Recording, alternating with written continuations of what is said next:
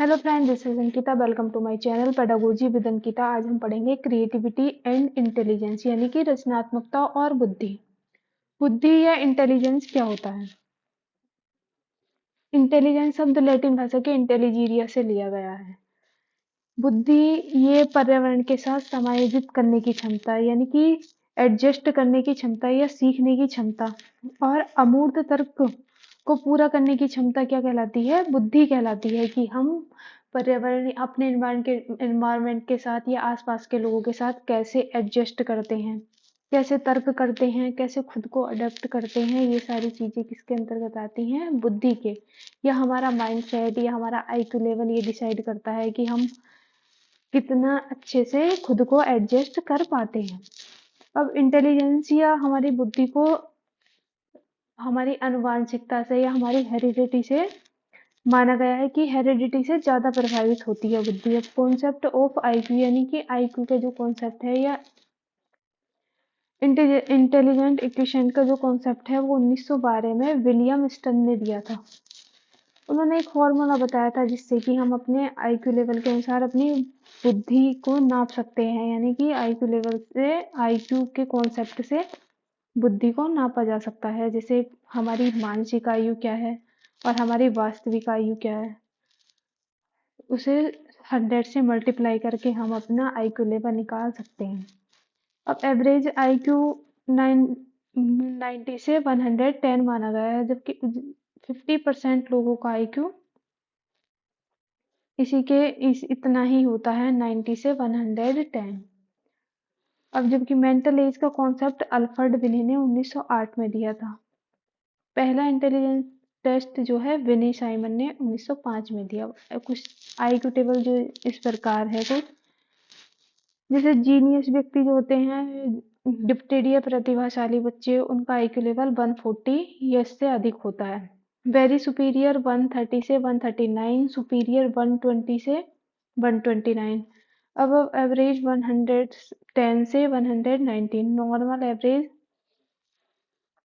90 से 109 होता है, बिलो एवरेज 80 से 89 होता है, डल और जो बॉर्डर लाइन पर होते हैं उनका 70 से 79 होता है, और उनका 50 से 69 होता है।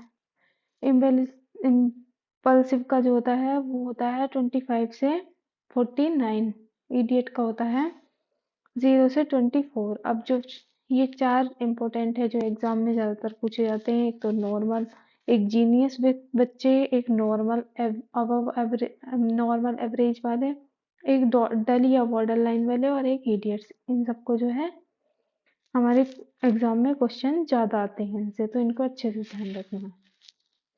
बुद्धि का एक तत्व सिद्धांत यानी कि सिंगल फैक्टर या यूनिफैक्टर थ्योरी विनय ने दी थी। विनय एक व्यक्ति हैं जिन्होंने बताया था कि जिन्होंने बुद्धि का एक कारक सिद्धांत दिया, और उन्होंने बुद्धि को एक सिंगल एंटिटी बताया। यानी कि हर व्यक्ति एक ही तरह से सोचता है और एक ही दिशा में सोचता है, जबकि कुछ वैज्ञानिकों ने बुद्धि को मल्टीपल एंटिटी बताया। यानी कि हम दिशाओं में सोच सकते हैं, बहुत अलग अलग, हर व्यक्ति की सोचने समझने की क्षमता अलग अलग होती है। अब एक व्यक्ति थे स्पीयरमैन, जिन्होंने टू फैक्टर थ्योरी दी है बुद्धि की। यानी कि स्पीयरमैन का द्विकारक सिद्धांत। उन्होंने बताया कि हम हर व्यक्ति स्पेसिफिक से जनरल की ओर, यानी कि सामान्य से विशिष्ट की ओर सीखता है या विशिष्ट से सामान्य की ओर जाता है। तो स्पीयरमैन ने टू फैक्टर थ्योरी दी थी। अब क्रिएटिविटी और इंटेलिजेंस यानी कि रचनात्मकता और बुद्धि में क्या रिलेशनशिप है? क्रिएटिविटी और इंटेलिजेंस में एक पॉजिटिव रिलेशनशिप होता है। ये एक दूसरे से प्रभावित होती हैं, लेकिन जरूरी नहीं है कि हर इंटेलिजेंट व्यक्ति क्रिएटिव हो, जबकि हर क्रिएटिव बच्चा या व्यक्ति इंटेलिजेंट अवश्य होगा।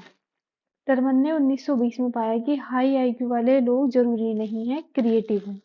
उन्होंने कहा कि जरूरी नहीं है कि जिस व्यक्ति का आईक्यू लेवल बहुत अधिक है तो वो सभी क्रिएटिव होंगे या सभी दिशाओं में सोचने वाले होंगे, सभी में जो है डाइवर्जेंट थिंकिंग होगी। ऐसा पॉसिबल नहीं है, लेकिन हर क्रिएटिव व्यक्ति की IQ लेवल अच्छा होता है या अधिक होता है। अब क्रिएटिविटी के क्या लक्षण होते हैं?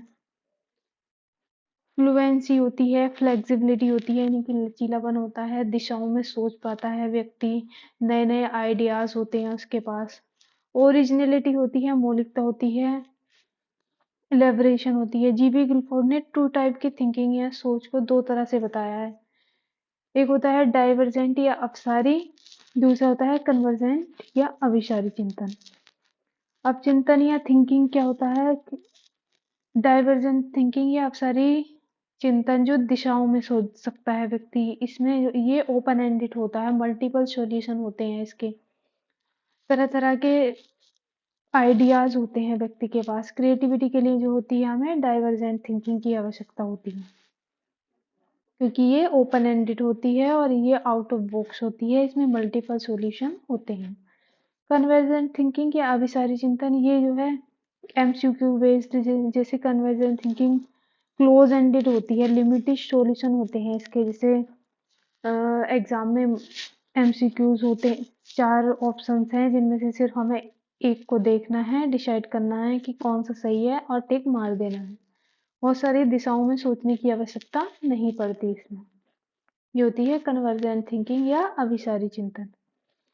अब गिफ्टेड चिल्ड्रन किस प्रकार के होते हैं? या प्रतिभाशाली बच्चे, ये इंटेलेक्चुअली ब्राइट होते हैं, टैलेंटेड होते हैं और क्रिएटिविटी होती है इनके अंदर। इनके लिए जो है इंग्लिश करिकुलम की आवश्यकता होती है, ये हायर ऑर्डर थिंकिंग की जरूरत होती है इनको जो है। अगर और बच्चों जैसा माहौल मिलता है या और बच्चों की क्लास में, ये कुछ समय के बाद वहाँ पर बोर हो जाते हैं, क्योंकि इनका IQ लेवल बहुत अधिक होता है और ये सामान्य बच्चों से बहुत जल्दी सीख जाते हैं हर चीज को। और जैसे अपने अच्छे IQ लेवल वाले या प्रतिभाशाली बच्चे अपने सिलेबस को भी बहुत जल्दी खत्म कर देते हैं और अगली क्लास में भी इनको पहुंचा दिया जाता है कई बार। तो इनके लिए जो है डिस्क करिकुलम की आवश्यकता होती है और हायर ऑर्डर थिंकिंग की जरूरत है। अब रेंजुली ने गिफ्टेड का 3 रिंग मॉडल दिया था, जो इस प्रकार है, जिसको हम ACC से भी याद रख सकते हैं। रेंजुली का 3 रिंग मॉडल इन्होंने बताया है कि गिफ्टेड में बच्चों में उच्च क्षमता होती है, उच्च रचनात्मकता होती है और उच्च प्रतिबद्धता होती है, यानी कि अबव एवरेज एबिलिटी होती है, हाई क्रिएटिविटी और कमिटमेंट, ये तीनों चीजें पाई जाती हैं गिफ्टेड चिल्ड्रन में। अगर ये चीजें हैं या ये क्वालिटीज हैं तो बच्चा गिफ्टेड है। थैंक यू सो मच, मिलते हैं नेक्स्ट वीडियो में।